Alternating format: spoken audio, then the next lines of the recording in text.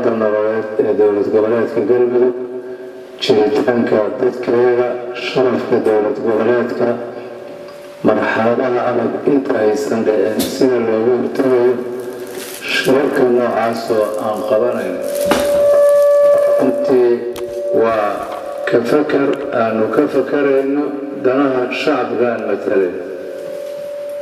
waa la socod aan la soconayno jaanqaadka siyaasadeed ee dowlad goboleedka horumarka u gaareen soo socodsiinayno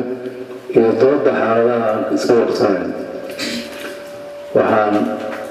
runtii u mahadcelinayaa shaqada joogtada iyo shirarka joogtada ee maalin walba dhacaya dowlad goboleedka waa isbedel ka cusub xaaladaha aan iska wareysanayno iyo shaqooyinka aan qabanayno waxaan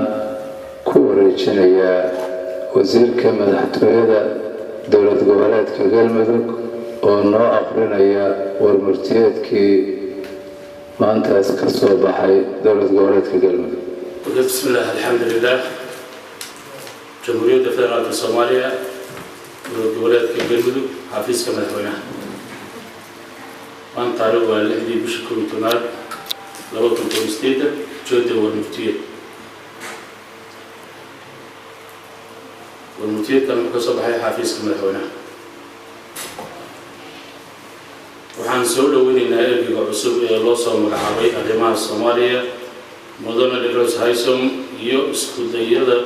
uu ka dhex wado dowladda federaalka iyo dowladaha xubnaha ka ah dowladda federaalka waxaan rajaynaynaa inuu wakiilka xogayaha guud ee qaramada midoobay inuu dadaalkiisa ku aadan arrimaha Soomaaliya u maro qaynuunka guud ee u degsan jamhuuriyadda federaalka ee Soomaaliya isla markaana laga digtoonaado wax kasta oo dowladnimada Soomaaliya dhaawac u keeni kara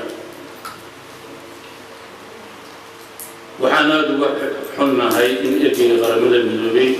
iyo ergeyga midowga Afrika u qaabilsan Soomaaliya ay magaca galmudug ku qaabilaan xubno ka tirsan maamulka Ahlusunna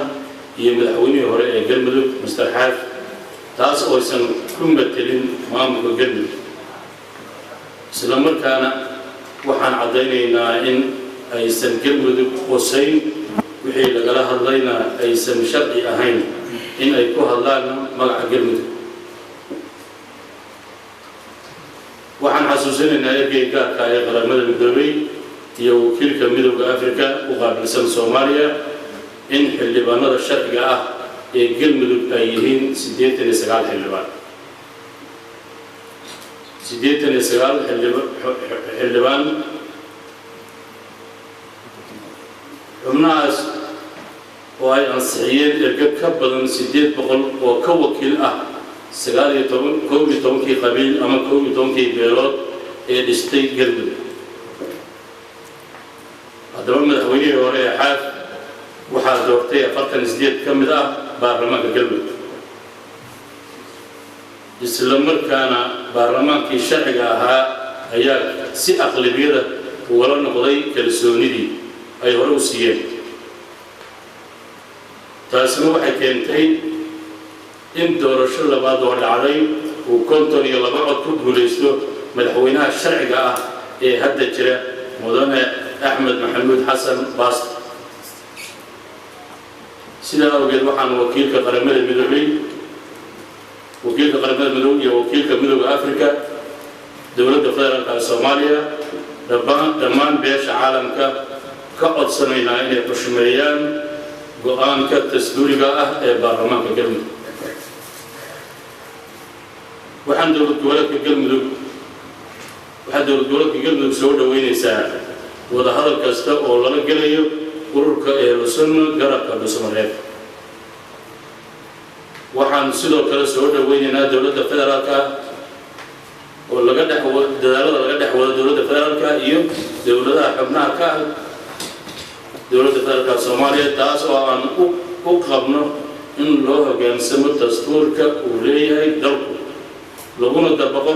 khilaafka jira iyo wax kasta oo dadaal ah oo la bixinayo waa mahadsantihiin